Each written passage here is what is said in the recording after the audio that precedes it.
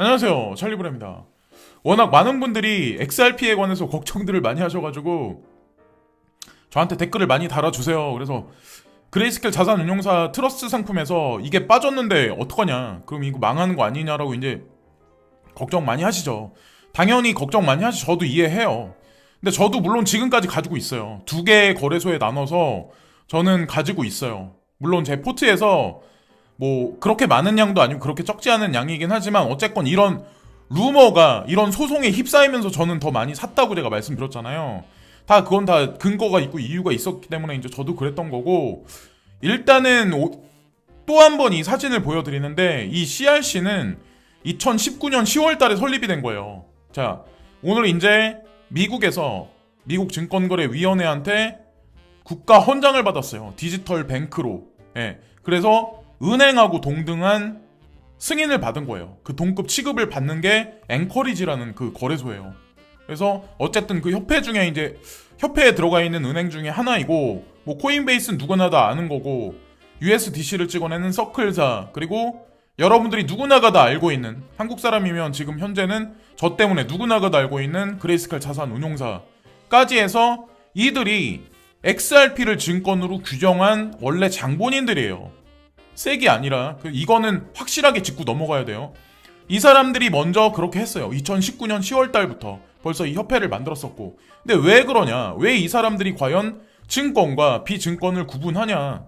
이걸 또 우리가 알아야 돼. 그래서 실제로 여기 보시면은 그레이스켈 자산운용사에서 오피셜하게 XRP 트러스트 상품을 배제시키겠다, 이 뉴스가 나왔어요. 근데 어떤 게 있냐면, 여기 앵커리지라는 거래소가 있죠. 근데 이게 CRC 협회에 등록돼 있는 이것도 하나의 거래소예요. 근데 여기 XRP가 리플이 아직까지 등재돼 있어요. 아직까지 여기서 나가진 않았어요. 예, 중요한 건. 근데 어쨌건 이걸 보고 제가 말씀드리는 게 아니에요. 핵심은 이게 아니라, 뭐 어쨌건 뭐 여기 국가에서 승인받은 뭐 앵커리지란 거래소에 아직 있고, 뭐 이게 중요한 건 아니에요. 진짜 핵심은 뭐냐면, 디지털 커런시 그룹 있죠. 그레이스켈 자산운용사의 모회사, 그리고 어떻게 보면 베리 실버트보다 더 진짜 실권자가, 사실은 누가 진짜 칼을 든 칼자루의 주인이 누구냐 하면 사실은 이 사람이에요. 예. 베리 실버트란 인물은 제가 많이 언급을 하고 말씀을 많이 드리지만, 그 사람은 어떻게 보면 얼굴 마담일 수도 있는 거고, 진짜 어떻게 보면 연준의 실권자, 주식시장의 실권자, 뭐 실버레이크 회사의 어떻게 보면 실권자인이 글렌 허친스라는 이분이거든요. 전 나스닥 회장. 근데 이분이 2018년 1월 24일 날 이더리움과 리플 등이 결국 시장 장악할 것이라는 언급을 했어요. 근데 이 말만 보고 네가 왜 그러면 이 사람을 믿을 수 있냐라고 이제 저한테 말씀하시겠지만, 저는 제가 바라보는 시장이 어떠냐면, 제가 말씀드렸잖아요. 라울팔도 똑같은 얘기를 해요. 예, 라울팔도 똑같은 얘기를 얼마 전에 했었죠. 이더리움이 결국에는 비트코인의 시총을 뛰어넘을 거다라는 얘기를 했어요. 지금서부터 10년 후에. 예, 그런 얘기를 했어요. 그분이 그 얘기를 과연 왜 했을까요? 저도 그 말에 동감해. 2025년이나 2026, 7년 정도까지는 비트코인이 뭐 100만 달러? 10억 정도라고 칠게요. 그냥 대충 10억까지 간다고 쳤을 때 이런 코인들이 주춤주춤 하겠죠. 이건 뭐 아직 뭐 소송을 당해서 지금 주저주저 하지만, 근데 어쨌건 어느 순간이 되면 이런 알트코인들 시총이 막 올라가기 시작을 한다는 거죠. 왜 그럴까요? 비트코인이 가지고 있는 기능적인 한계적 특성이 있어요. 기술적으로도 그렇고. 그걸 인정 안 하실 분이 있겠지만, 상징적 의미에서 지금 이 비트코인 같은 경우는 가격을 계속 올려놓는 거고, 그죠? 어느 일정 수준의 기준가가 돼버리면 그 나머지는 알트코인들이 채울 거라고 제가 말씀을 드렸잖아요. 이분이 왜 이런 말씀을 하실까요? 이더리움과 리플이 결국 시장을 장할 것이다, 할 것이다. 그냥 이분의 그냥 뇌피셜로 이런 말씀을 하실까요? 우리 같은 일반인들보다, 베리 실버트보다 사실 이 경제, 생태계, 3차 산업혁명과 4차 산업혁명에는 어떤 일들이 벌어질 거라는 거에 관해서 누구보다 더 이해력이 있는 사람일 거예요. 예. 왜냐면 연준에 관해서도 실권자일 수 있으니까. 이분이 보세요. 허친슨 센터에 둥지를 튼 전직 고위 FD 인사. 이 허친슨이란 이분이 돈을 많이 들여서 이 센터를 만드셨는데 여기 보시면 벤 버냉키, 제넛 옐런 이런 분들도 다 여기 출신이에요. 제넛 옐런은 이번에 바이든 행정부의 재무장관으로 이미 인정됐잖아요. 이미 그 자리에 들어가기로 예약이 돼 있는 상태잖아요.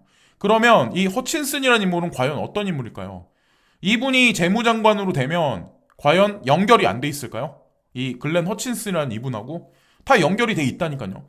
그러니까 이분이 이런 말 했을 때는 그거를 다 눈여겨 보셔야 되는 거고, 이게 내피셜이 아니라 눈여겨 보셔야 되고, 가장 중요한 건 뭐냐면 디지털 커런시 그룹에서 보세요. 그레이스케일 자산운용사를 통해서 XRP 트러스트를 상품을 만들어낸 건 사실이야. 근데 중요한 건 DCG가 리플사를 직접 스테이킹 한다니까요.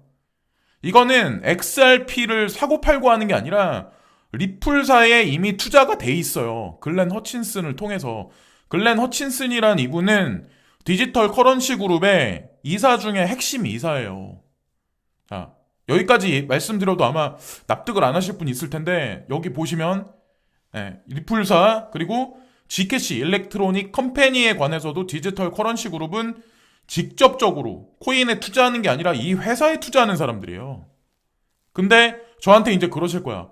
XRP는 XRP고 리플은 리플이지 않냐. 리플사가 잘 돼도 XRP는 똥이지 않냐. 근데 리플사는 XRP를 통해서 전 세계에 유동성을 공급하고 인프라를 깔아 놓는 게 이 사람들의 주요 원천이에요. 그러니까 주요하게 하는 핵심 사업의 원천인 거고. 그래서 자웅동체인 거죠. 리플과 XRP는 뗄래야 뗄 수 없는 자웅동체인 거고, 그렇게 보셔야지. 이거를 뭐 XRP를 뭐 그레이스케일 자산운용사에서 트러스트 상품에 뭐 배제시켰으니까, 그럼 그렇게 따졌을 때 그레이스케일 자산운용사에 이번에 법적 관리, 그러니까 법적 분쟁에 관해서, 법적 규제에 관해서 최고 책임자로 간 사람이 누구예요? 이번에 임명된 사람이 누구예요? 제가 예전에 영상에서 보여드린 적 있었잖아요. 리플사에서 규제감독관 중에 최고 책임자인 분이 이쪽으로 들어갔어요. 이번에 이쪽으로 임명돼서 들어갔어요. 제가 예전에 제 영상에서 보여드린 적이 있을 거예요. 다 연결 관계를 잘 보시라니까요. 그러니까 그리고 오늘 아침에 딱 나온 거는 XRP가 실제로 여기 사라졌어요. 그러니까 난리 났죠. 전 세계가 지금 난리가 났어요. 트위터 상에 보면 지금 난리가 났어요. 사람들. 너네 후회할 거다. 뭐 이런저런 말들이 있는데, 저는 큰 그림 내에서 분명히 그레이스케일도 그렇고 글렌 허친슨이라는 인물도 그렇고 움직이려고 하는 뭔가가 있을 거고, 규제안이 디테일하게 나오기 나서부터는 익명성 코인에 관한 거, 익명성 코인도 가만히 보세요. 전 익명성 코인도 한국 시장에서 상장 폐지 될 때 갖고 있던 사람들이에요. 저 같은 경우는. 자, 근데 어쨌건 그 규제안이 확실하게 나오면 뭐 증권이냐? 그래, 증권이다. 그럼 뭐 벌금을 낸다. 아니면 뭐 어떻게 하겠다. 이 디테일한 사항이 나온다니까요. 얼마 안 있으면. 그리고 중요한 건 뭐냐면 이거는 나만의 생각이야. 이거는 제가 생각하는 DCG 그룹, 뭐 글렌 허친슨, 이것에 관해서 퍼즐을 맞춰서 제가 짜맞춘 저만의 퍼즐을 갖고, 확신을 갖고 저만의 길을 가는 거예요. 여러분은 똑같아. 예스냐 노냐. 지금 뭐 폴카닷을 살 수도 있어, 에이다를 살 수도 있어, 스텔라 루멘을 살 수도 있어, 비트코인을 살 수도 있어. 다른 선택의 길은 되게 여러 개가 있어요. 그죠? 가만히 여러분들이 보세요. 지금도 저평가되고 있는 코인이 되게 많아요. 사실은 90% 이하 하락한 코인들이 되게 많아요. 그러니까 마지막 판단은 각자 개인들이 내셔야 한다니까요. 저는 저만의 생각으로, 저만의 방식으로 이 영상을 만들어서 주장을 할 뿐이에요. 저도 그래서 매집을 했었던 거고, 그리고 그레이스케일 자산운용사 트러스트에 빠진 건 빠진 거고, 빠졌으면 또 들어갈 수도 있는 거고, 법이 아직 그 어떤 확실한 소송에 관해서 확실하게 뭔가 나오지도 않았는데 벌써서부터 막 그러면 뭐하러 그거를 투자를 하라는 거죠. 제가 늘상 말씀드리잖아요. 불안한데 뭐하러 투자하냐. 악재 뉴스가 쏟아지는데 뭐하러 투자하냐. 저는 악재 뉴스가 쏟아지고 불안하니까 더 샀다고 말씀드렸잖아요. 그러니까 사람에 따라서 보는 눈이 틀릴 수가 있는 거예요. 안전하다 생각하는 것만 사는 사람이 있는 거고, 저같이 이거 불안하다, 이거 돈 사라질 수도 있겠구나, 하이리스크 하이리턴이구나 생각해서 오히려 거기서 뭔가 냄새를 맡고 더 접근하는 사람이 있는 거고. 예. 이게 마지막 판단은 각자 내리셔야 저는 될 거라고 생각합니다. 예. 저는 어저께 영상에서도 마찬가지고 오늘 영상에도 마찬가지고 제가 생각하는 주가는 변함이 없어요. 제 성격을 아마 아시겠지만. 그리고 한 가지 말씀드리면 제가 XRP가 막 올라가면 갑자기 막 실시간 방송하면서 제가 실시간에서 막 후원 받으려고 막 그러나요? 예. 그리고 후원 받으려고 노력하려고 막 그러나요? 그러진 않아요. 앞으로도 마찬가지야. 소송이 뭐 좋게 됐어. 그래서 막 급등해. 그럼 제가 실시간 켜가지고 후원 받으려고 막 그럴 것 같으세요? 예? 머리에 총 맞아도 그런 짓은 안 해요.